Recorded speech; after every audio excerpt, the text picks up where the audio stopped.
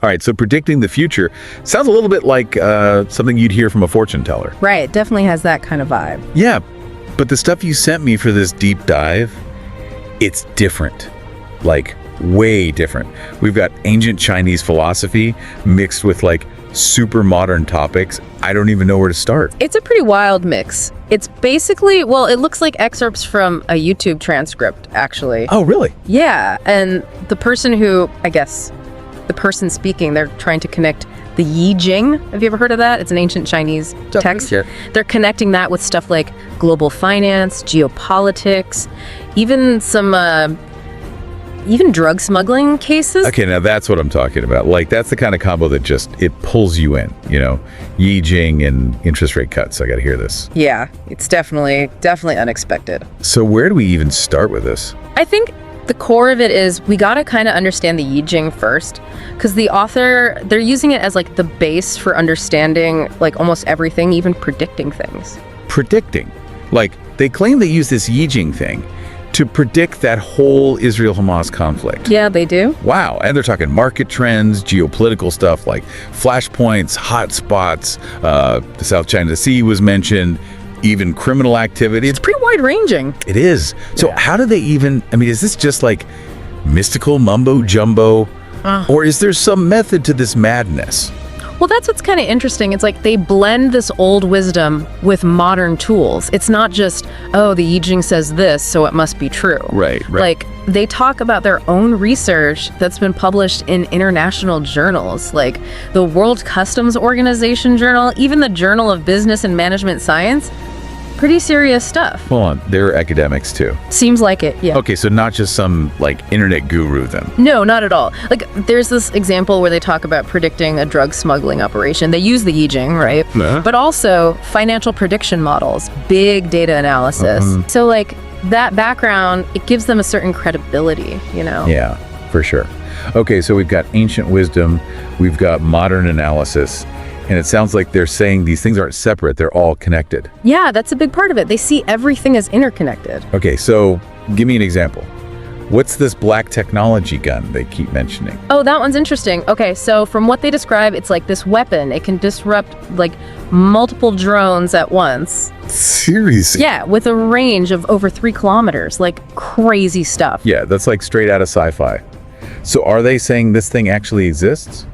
It's not totally clear. The specifics of the technology they're kind of murky, but they link it to, you know, China's growing technological power, their ambitions on the world stage, that kind of thing. So it's not just about the weapon itself, but like what it represents. Exactly. It's a symbol of these shifting power dynamics in the world. Okay, that's pretty heavy stuff. Yeah. But how does economics fit into all this? Well, that's where things get even more interesting. So they tie this tech advancement to like discussions about ESG investing. Have you heard of that? Yeah, ESG, environmental, social, and governance, right? It's like investing with a conscience. That's it. And then there's this thing called the Carbon Border Adjustment Mechanism. It's basically a tariff on imports from countries with weaker climate policies. Oh, right. They even talk about potential interest rate cuts and how that all ties into this bigger picture. So wait, they're connecting this futuristic weapon with like global finance and environmental policy. Yeah, they're saying, look, if you want to understand where the world's going, you got to see how all these pieces fit together. You can't just focus on one thing in isolation. It's like they're saying, pay attention to everything. Exactly. Everything's connected, and to see the future, you got to see the connections. Okay, I think I'm starting to get it. But China, I thought their economy was like booming. Well, they talk about China's economic recovery, but they also highlight the fragility of it, especially their real estate market. Oh, right, the whole real estate bubble thing. Exactly. They're saying it's a mixed bag. Growth and vulnerability at the same time. They're not just blindly optimistic. Okay, so we've got this whole web of interconnected stuff, but where does the Yijing actually come in? Like, how do they use it to make sense of all this? Well, at its core, the Yijing is all about understanding change. It's about recognizing that everything is in constant flux, like flowing and changing. Like a river. Exactly. And by understanding these patterns of change, they believe you can get a better sense of what might happen next. So it's not about fortune telling, but more about understanding the forces at play. Exactly. They're using it as a lens to examine all these trends, like looking for the patterns and possibilities that might not be obvious at first glance. Okay, I'm starting to see how this all fits together, but what's with this whole new paradigm of prosperity they keep mentioning? That's a big one. It seems like they're saying the old model of economic growth, the one that often puts short-term profit over long-term sustainability. It's just not working anymore. So they're predicting a change, like a fundamental shift. Yeah, towards something more holistic, more sustainable. And they believe the Yijing, with its emphasis on balance and harmony, can offer some guidance on how to get there. Okay, now that's something I want to hear more about. Definitely. We'll dive into that in the next part. Awesome, I can't wait. So we were talking about China, right? Yeah, and it sounded like they were saying, hey, things are good, but watch out. Something like that. Yeah, they acknowledge the recovery, but they don't sugarcoat it. Like, they mention all this market sentiment towards China being super bearish. Bearish, like bad. Yeah, basically. They point to the real estate bubble, obviously, but also geopolitical tensions, demographics, debt, the whole 9 yards. It's kind of like they're holding these two ideas at the same time. Recovery, but also danger. It's complex, that's for sure. And that's what I find interesting about their approach. They're not afraid of the complexity. I guess that's where the Yijing comes in, right? But I gotta be honest, I'm still not quite grasping how this ancient text helps make sense of, like, modern economics. Sure. It's not the most intuitive connection. Think of it this way. The core of the Yijing is all about change. Cycles. It's not about specific predictions, but more about understanding the natural ebb and flow of things. Like good times and bad times, booms and busts. Exactly. It emphasizes that everything is in constant flux, always changing. And by understanding these patterns, they believe we can get a better sense of, what might be coming next, at least in a broad sense. Okay, so like they're seeing this Chinese recovery as just one phase in a longer cycle, knowing that at some point it's going to shift again because of those underlying vulnerabilities like the real estate thing. That's a great way to put it. They're looking beyond the surface, trying to see the deeper forces at play, and they actually use specific hexagrams from the Yijing to illustrate this, like Li Weihu. That one represents the challenges and opportunities of managing economic growth in today's world. Wait, hexagrams? Those are those like symbols, right? Yeah, 6 lines, either broken or solid. Each one represents a different concept or force, like Shu Feng Jing. That one's a metaphor for understanding China's economic trajectory. So they're literally using these ancient symbols to represent modern stuff. Do they think they literally predict the future, these symbols? Well, it's not so much about literal prediction, more about using the principles embedded in the Yijing to gain insight into the patterns of change, Okay, so it's like a framework for thinking about change, not a crystal ball. Got it. That's it. They're drawing on those ideas of interconnectedness, the cyclical nature of things, adapting to changing circumstances. Okay, I'm with you. But let's be real. I mean, why should the average person, someone like me, care about any of this? Yeah. I'm not a Wall Street guy or a China expert. That's a fair point, but that's also where I think the source material makes a really important point. It's not just about China, it's about the interconnectedness of everything. Right, like butterfly effect kind of thing. Exactly. What happens in China affects the whole world in ways we might not even realize. It can impact global trade, even the prices we see here at home. They're basically saying, hey, even if you're not an economist, you're still part of this system. Pay attention, because it matters even if you don't see it. Yeah, that's a big part of it. And they even go further. They say we need to be more proactive in shaping the future. Wait, so not just understanding it, but actually doing something about it. That's the idea. They talk about, defining a new paradigm of prosperity through boldness. Boldness. Yeah. Like taking risks. I think it's more about being courageous in our choices, even when things seem really difficult, Complex. So not just understanding the problems, but having the guts to actually try and fix them. Yeah, I think that's a good way to put it. They're advocating for action, not just observation. And honestly, I find that pretty inspiring. In a world that can feel so chaotic, it's a reminder that we do have agency. That we can make a difference. Exactly. Even if it's in small ways, our choices matter. That's powerful stuff. But how do we even know what to do? There's so much information out there. Right, and that's where critical thinking comes in.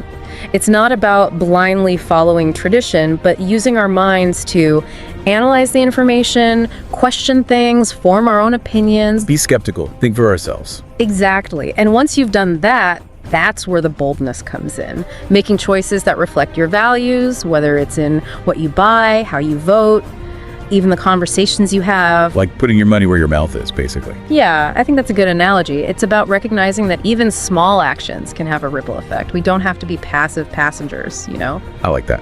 So this new paradigm of prosperity they talk about, Yeah. is that what it's all about? Like redefining what success even means? I think that's a big part of it.